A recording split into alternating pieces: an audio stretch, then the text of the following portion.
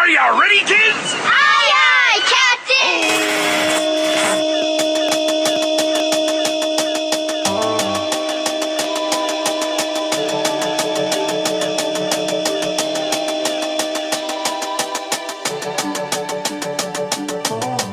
People think that if you're a juvenile, you can essentially commit any crime without consequences. That's not true. It's important for us to recognize these signs. Something that we see that's very common and for teenagers is sharing photos of people. These behaviors can lead to the physical aspect of the teen dating violence. And sometimes things seem like the world is falling apart. Remember, take that first step. Welcome to Valley Vibes, your show about culture, arts, and happenings in the Imperial Valley from a youth perspective. I'm Dr. Tom Tackey, the creator and executive producer of Valley Vibes. Today's conversation tackles an issue that impacts far more teens than many people realize: teen dating violence. It doesn't always look the way we expect. It can start with control, pressure, jealousy, or isolation long before it ever becomes physical. And for young people, those warning signs are often misunderstood, minimized, or ignored. That's why this discussion matters. Joining us today are four professionals who see this issue from very different but connected angles. We have a district attorney, a juvenile court judge, a high school resource officer, and a high school mental health specialist. Today, they work at the intersections of law, schools, and mental health, often responding after harm has occurred, but always working to prevent it. Our goal today is not to lecture or scare, but to inform, empower, and start honest conversations about healthy relationships, warning signs, accountability, and where teens can turn for help. Because prevention starts with awareness, and awareness starts with listening. This is Valley Vibes, where local voices, real experiences, and tough conversations matter. Good morning, listeners, and welcome to Valley Vibes. Today's episode is going to be about teen dating violence, with an emphasis on the prevention, awareness, and support around that topic. February is the month for awareness on teen dating violence, and it's not necessarily a topic that you think about as a high schooler, but it is very prevalent, and we would like to make people aware of what that looks like and what that is for this month. Hi, my name is Luke, and I am your host. My name is Soleil Cuevas, and I'm your co-host. And today we are joined by four very special guests to assist us on this topic. Go ahead and introduce yourselves. George Marquez, District Attorney. Jesus Viesca, El Centro Police Officer.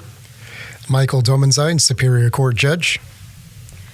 Carolina Gonzalez, School-Based Mental Health Specialist. All right, and let's jump straight into the topic. Could one of you guys explain to us what dating violence is? Teen dating violence in specific. So with teen dating violence, I know a lot of us think of it as only physical violence, but we also have to consider the emotional control, the manipulation, and the constant monitoring that the kids nowadays have with the applications, the Facebook, social media, or the pressure long before anything becomes physical.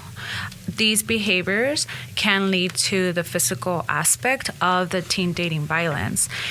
In regards to emotional and psychological red flags, we want to keep in mind that sometimes these victims, they feel anxious, they're fearful of their perpetrator, or even on edge around them. They may feel pressure to share passwords or location or even private photos that we know we shouldn't be sending. They might guilt trip each other. For example, if they'll say things like, if you loved me, you would do this or do that. That's considered teen dating violence as well. Then we start seeing also isolation from friends, from their extracurricular activities, and mood changes. That's when we see the anxiety, the depression. And, something too that can be considered teen dating violence is feeling responsible for the partner's emotions or anger. Now, for teen dating violence, what does it look like in the schools? Is it really obvious where you can sort of see how students are acting towards each other, or is it much more discreet and harder to catch? Well, I think Carolina hit the nail on the head. Teen dating violence in a school setting often appears indirectly. You don't see it like you would on the street. Two couples arguing in public. In a school setting, it's usually more digital or emotional. You'll see the individuals becoming outcasts or isolated. And when it comes to digital, they'll end up sending each other messages because we rely so much on our devices now to communicate, where they'll start coercing or threatening another individual. And that's where you start seeing those signs of isolation from individuals. So those are key things to look for in a school setting. Definitely. One of the main signs as a student that I see all the time is isolation. Currently, there's an example of an acquaintance of mine that I have in my English class, and I've known her for the past 4 years of high school.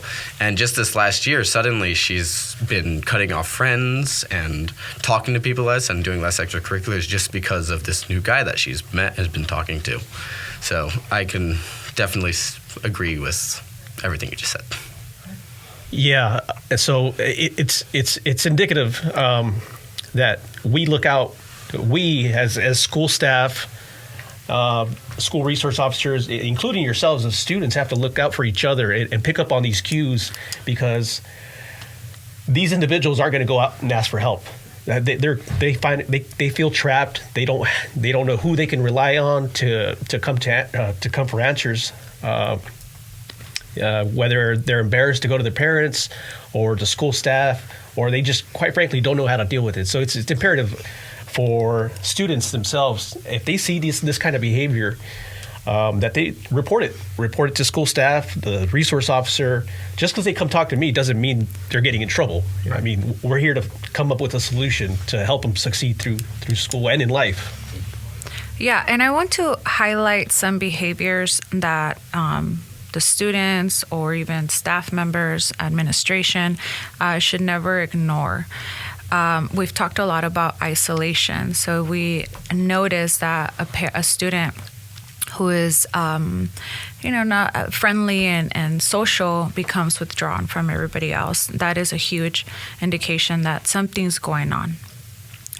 Even emotional distress, the crying, yelling, especially like things like repeated texting, threats, again, the manipulation, that should never be brushed off as drama. Sometimes it is, but sometimes there's more to that, and that's where we have the responsibility to do like a little check-in with the student and see if they're able, if you have that relationship and with the student, to see if there's something else that's going on. And in a lot of cases as well, like as a student, students are not aware that they're experiencing dating violence. When you start isolating people that you used to talk to very often, or you spend a lot of time with this other person, those aren't necessarily healthy things when it comes to dating. And if you start noticing that in yourselves, then maybe start asking others or asking for professional perspectives to see if everything is all right. For sure. You see it a lot in teens that are in their first relationship also. They don't really know what a healthy relationship is. Sometimes they just get what they get and they think they just think that this is what dating is, when in reality it's not. So you guys alluded to isolation.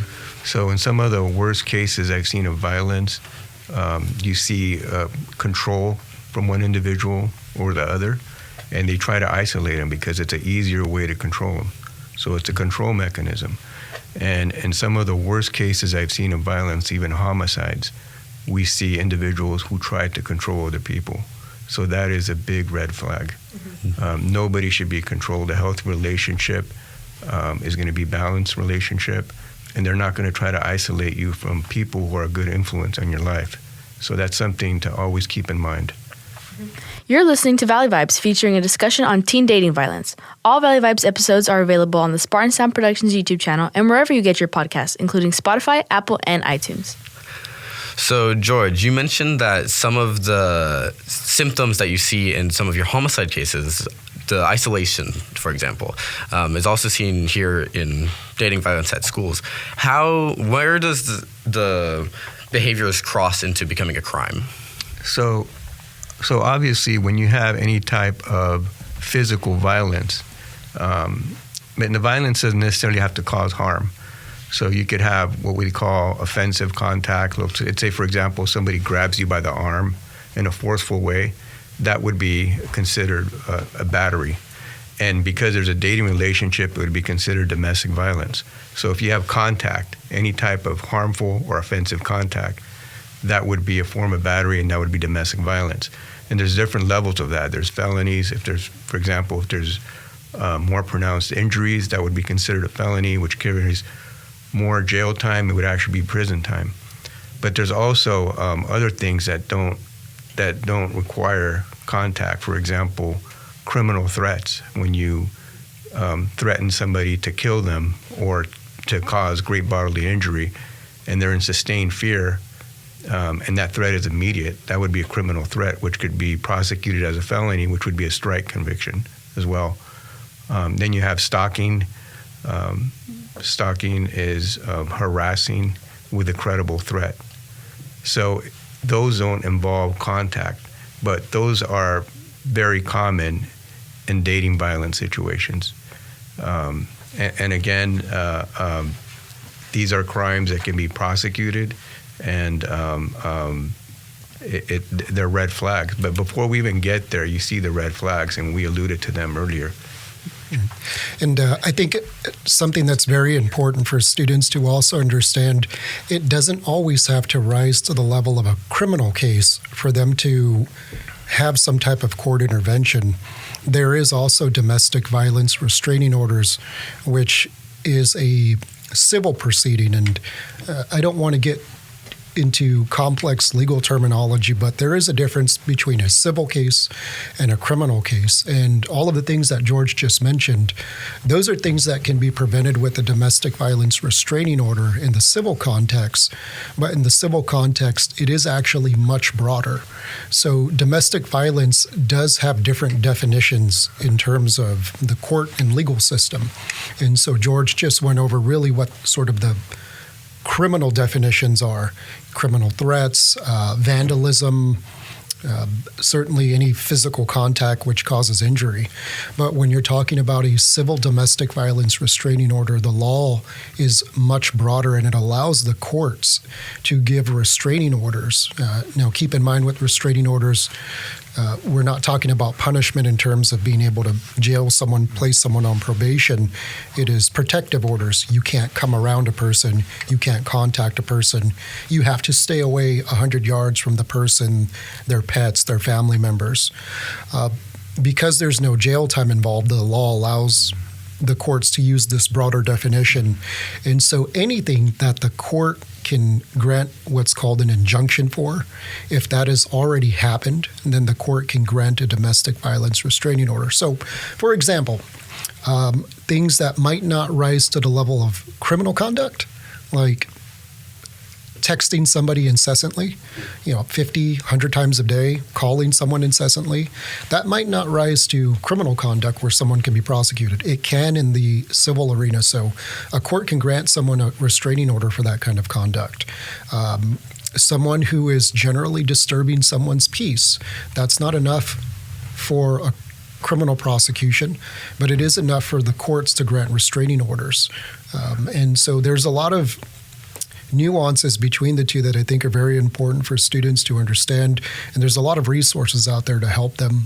Women Haven does a very good job with victims of domestic violence and helping them with those civil restraining orders.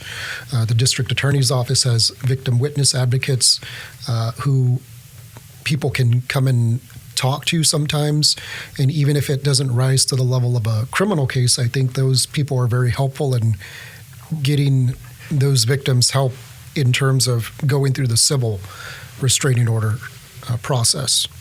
And I just wanted to add that something that we see that's very common and for teenagers is sharing photos of people.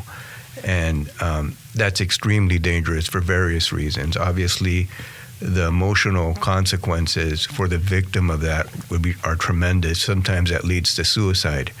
And the person who shares that is going to have to carry that load with them their entire life, that somebody actually committed suicide because of their actions.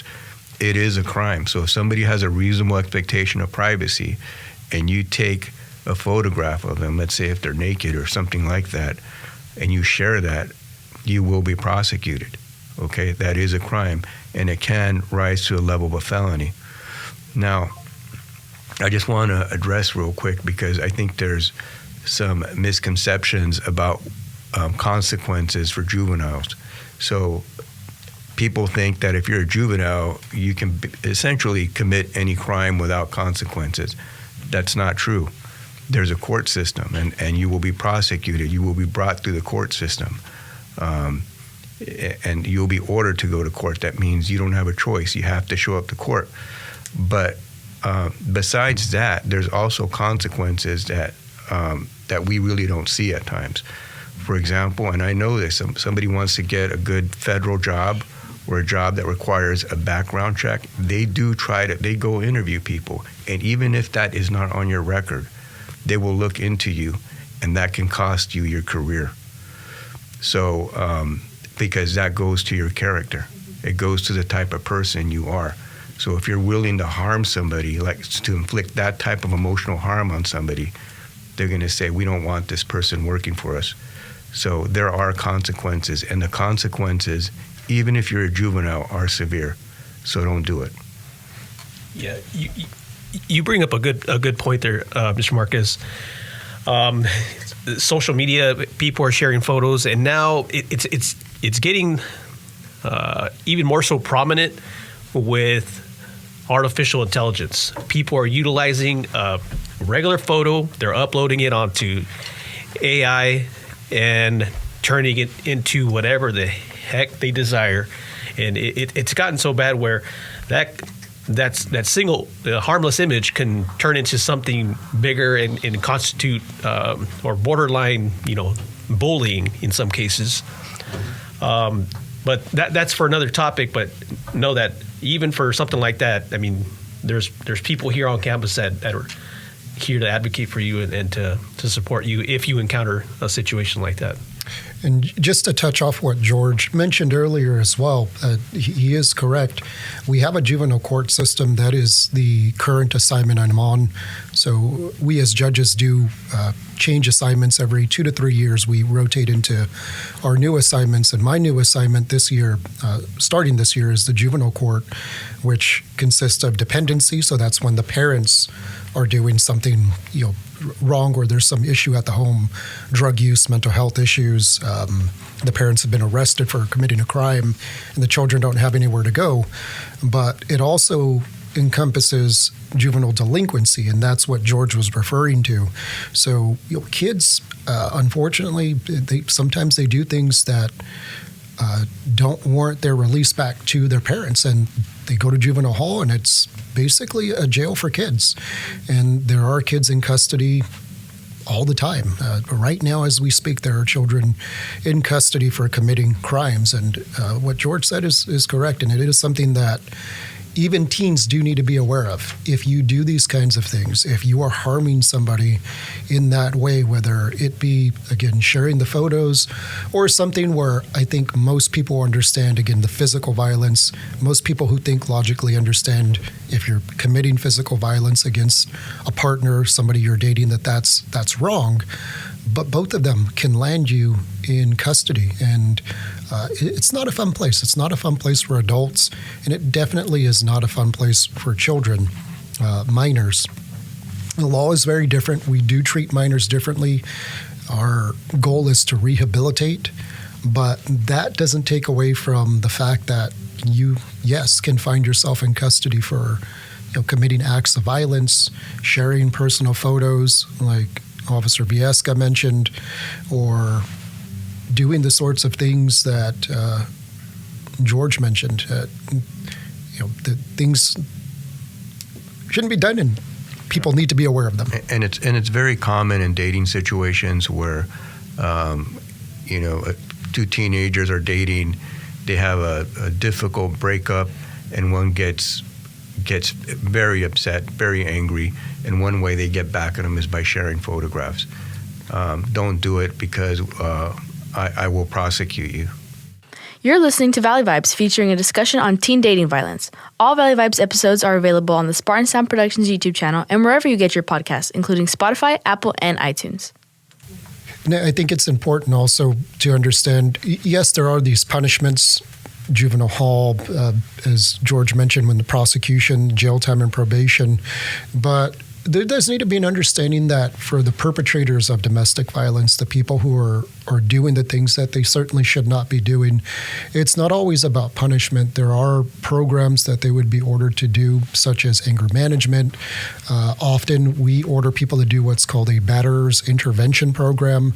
And so when there is physical violence, it's a year-long course that they need to go to in order to help them gain the tools that are necessary to hopefully prevent them from doing that in the future, should the relationship continue, or going forward in any new relationships.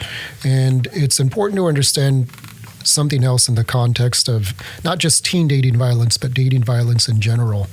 This is a topic that has been studied for a long time, and it is not unusual for people to return, unfortunately, to their batterer.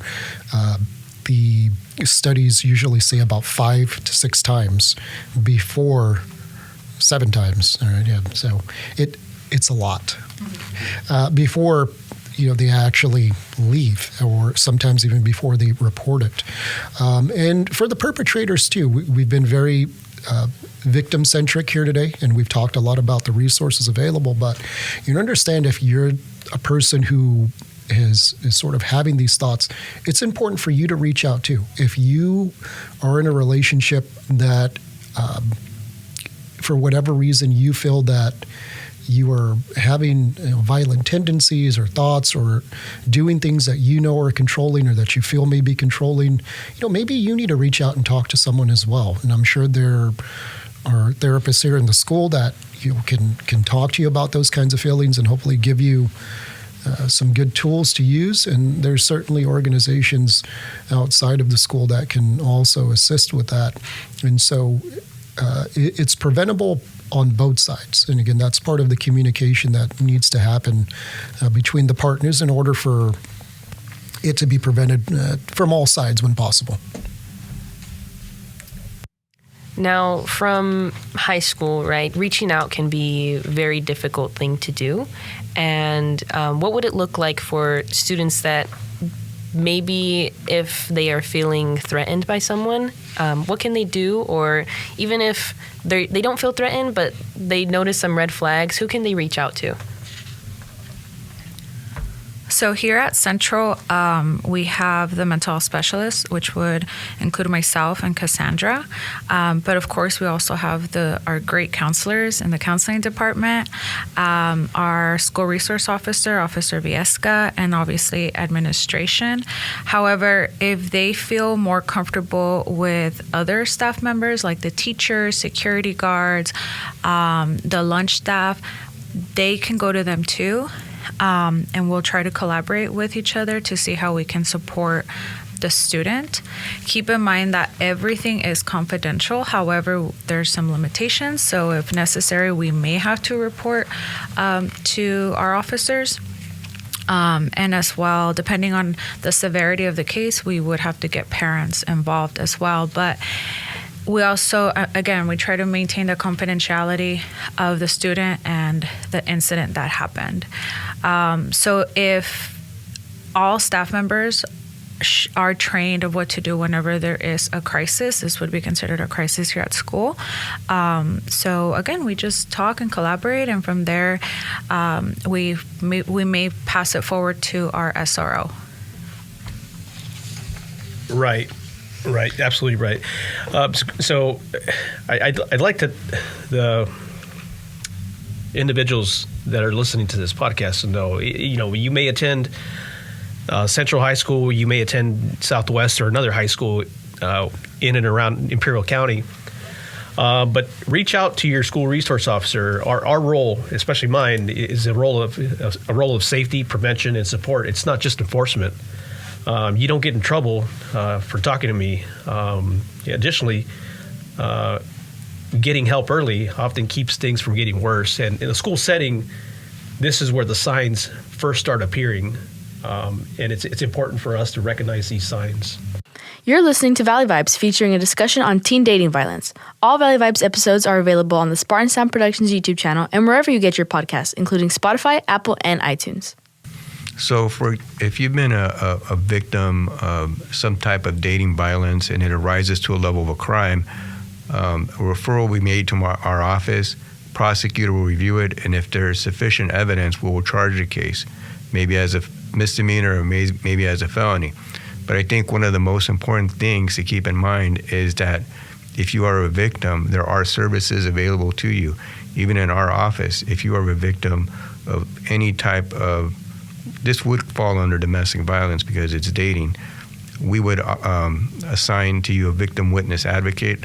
They will help you and guide you through the criminal justice system to make sure that you have the support necessary to make it through this, because a lot of times victims of crimes feel like they're alone. And I think in general, it's very important to point out when you're a teenager, you're young, and sometimes things seem like the world is falling apart, and the world is not falling apart. There's a lot of people out there who want to help you, who want you to succeed, and who are going to help you see you through this. So it's important to keep that in mind, that there's support out there, and that this is just a little blimp in your life. Your life's going to go on, and you're going to be able to do all the great things that you want to do. But keep in mind, there is support. Even at my office, there's support. And a reminder on the court side, even if it doesn't rise to criminal conduct or something that can be prosecuted based on the evidence that's been gathered, I want to remind everyone that there is the civil domestic violence restraining order. And the way those work, there's a lot of agencies who, again, can assist with that. There's Women Haven. We have a self-help access center at the court. And we're very fortunate in the state of California that all courts, every jurisdiction, every county has a self-help access center that people can go to. And if you feel that you've been the victim of domestic violence or teen dating violence, you can file a petition, a request for a domestic violence restraining order.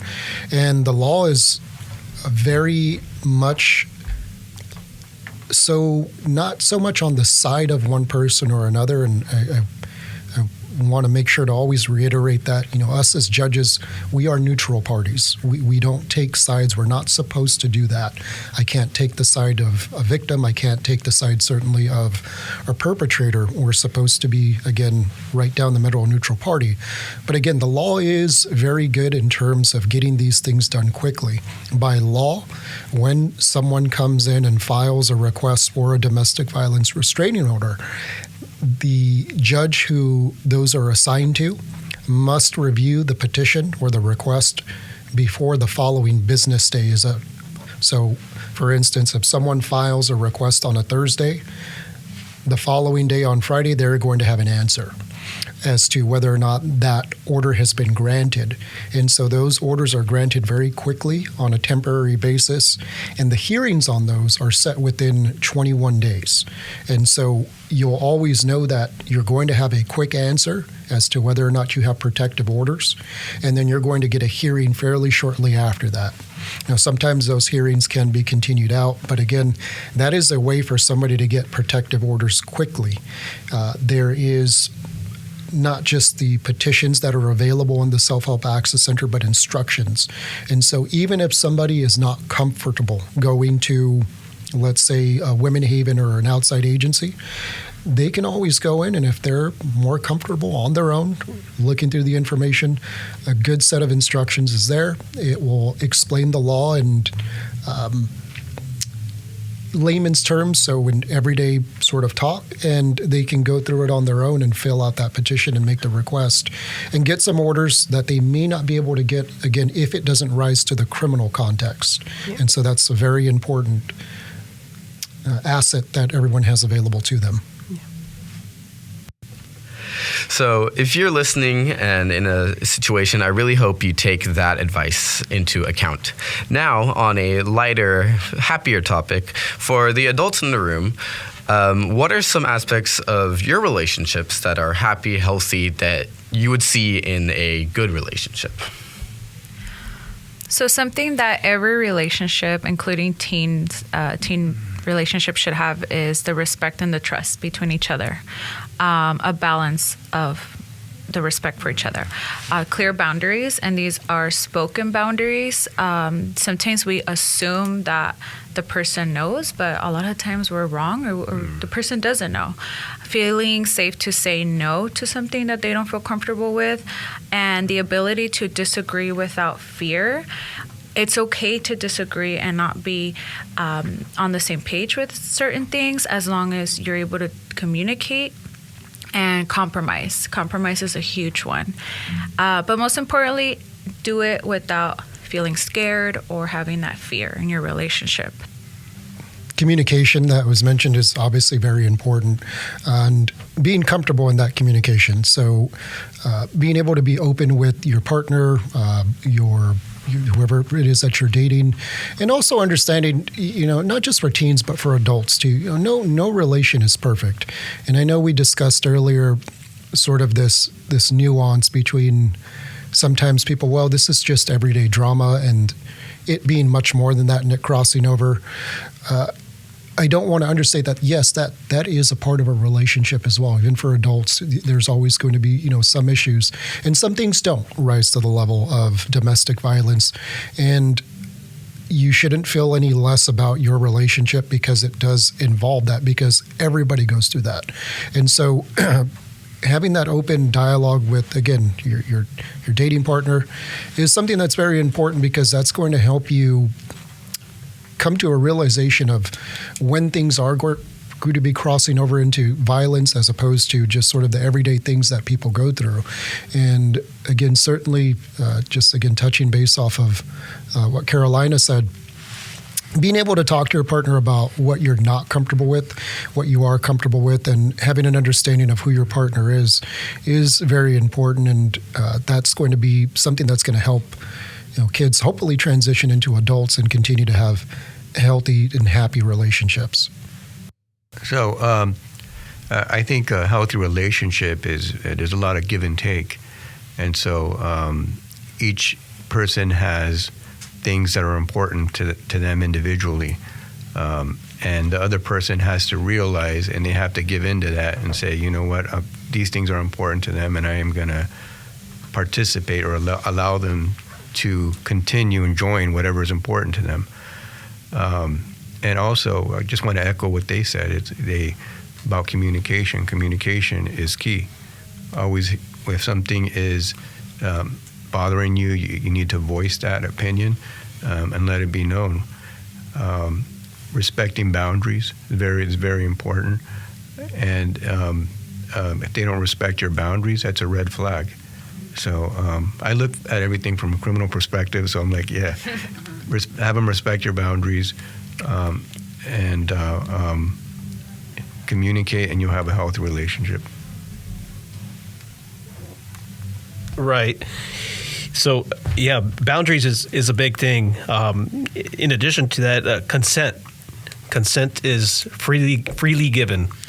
So at any time you want to say no to something in a relationship, by all means, say no. It requires no explanation. Just say no. You start seeing the red flags come up: the control, the jealousy, the isolation, the constant texting or monitoring, or pressure or fear. Then you know what? That's not a healthy relationship. It's time to move on. Close that chapter of your life and move on. But you guys should both treat each other with respect and trust, and give each other space if you need to. A relationship is a mutual decision from both parties, and that should be respected.